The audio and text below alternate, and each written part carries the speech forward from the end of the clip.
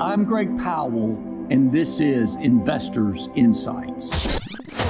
You're listening to Investors Insights with Greg Powell, Certified Investment Management Analyst and President and CEO of Five Plan Partners. Rolling in 3, 2. Hey, thanks for joining me today. I am very excited about the guest that I have here with me. Dan Dander, who is President and CEO of NFIB, National Federation of Independent Businesses, is joining me today. Dan is only the sixth president in the history of NFIB, and I'm a proud member of NFIB as well as serve on the board in the state of Alabama.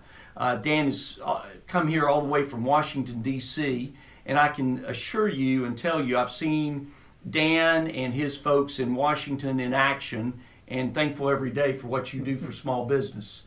We would have a lot of other problems on our hands as business owners if it wasn't for NFIB. So thank you for being here. Thank you. It's great to be here. Oh, we're thrilled to have you. So I wanted to take advantage of this situation and just have some just casual conversation, ask a few questions, and let our folks watching this vlog just understand even more about NFIB, but also get your insight. You've got some great wisdom there. I'll just start off by asking you, what do you think are some of the major issues facing small business owners today? That's a big question, I understand. It is. Probably the thing that we hear about the most is uncertainty.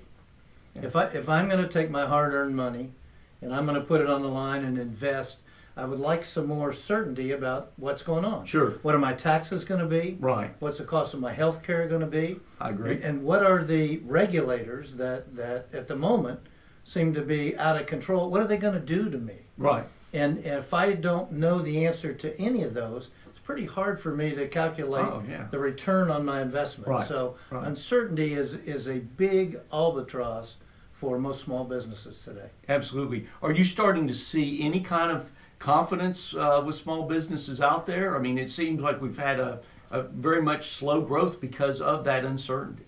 No question. I mean, the slowest growth in history following a major recession. Right. Yeah. And what we still hear and see today is most small businesses are struggling. Right. There's a little I bit hear of that. Yeah, you hear that, Yes. I'm sure. There's a little bit of job growth, but our data says that more of the small businesses today believe things are going to get worse in 6 months rather than better. Yeah. And that's a frightening statistic. Sure. And when you factor in, and I know you can elaborate on this, when you factor in, I believe small business is the backbone of this economy.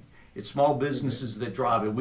The big corporations at one point used to be a small business, and they get a lot of the headlines, but at the end of the day, it's the small businesses that drive this economy. Sure. So, from a standpoint of technology, how is technology impacting small businesses today? Well, technology is huge. I mean, technology is one way, significant way, that a small business can compete with a larger business. That's right. Because technology has the ability to put us on equal playing fields. Right. And there are businesses today with 3 or 4 or 5 people that are selling worldwide. Yes. That are selling in Europe. Right. And they're doing it on the internet. And Right. so, small businesses probably are somewhat generally behind the curve on Right. technology, but it is an enormous opportunity for them to compete with larger businesses. Sure.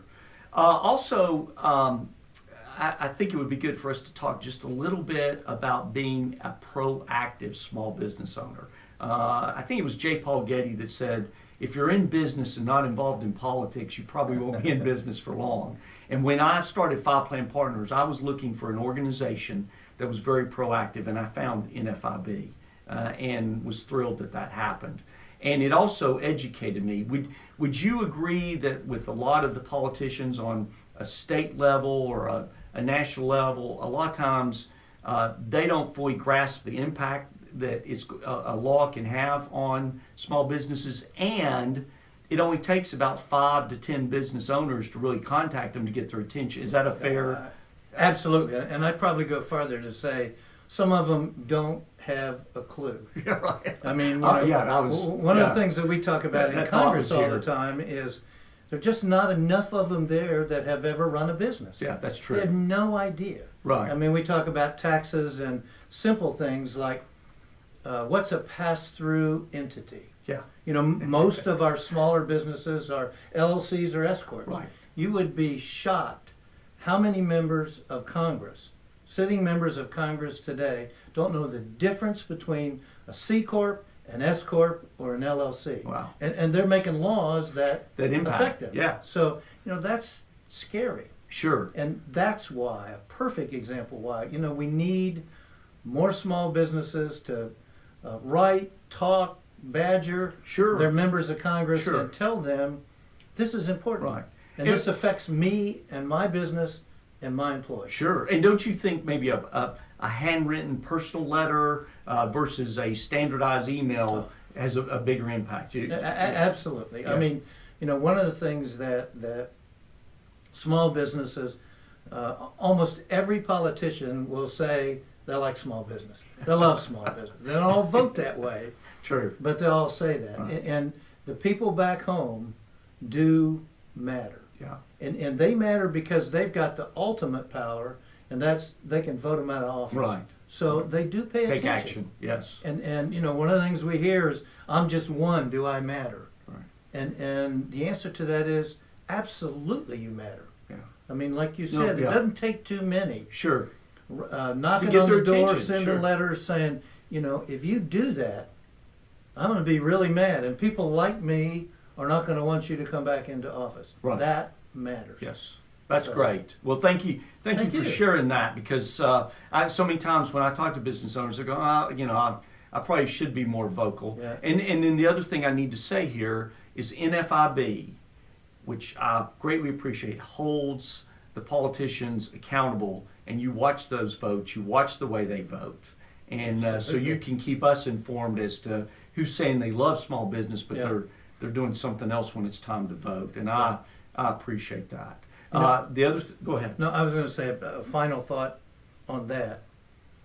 There are lots of people in Washington today, and I think in some ways more than in recent history, who don't believe that free enterprise and initiative and hard work is the answer. Yeah. They do believe, they fundamentally believe Right. that more government rather than more competition Sure. is the answer. Right. And we don't believe that, and most hardworking entrepreneurial small businesses There's nothing don't wrong believe with free that. markets. Yeah. And you know, that's why you got to tell people that that isn't the right answer. Yeah. Right. More government, more regulations, more taxes Sure. are not the right answer. Right. Well, government becomes a monopoly, and Absolutely. monopolies do not they do not They're provide. not functioning They, right. they do not, and we could have a whole discussion. Yes, we could. And also, if you see the phrase "public option," Yeah. that phrase has been used a lot. Well, that public Yeah. option just makes it that we're going to have more bureaucracy. That's Yeah. all that means.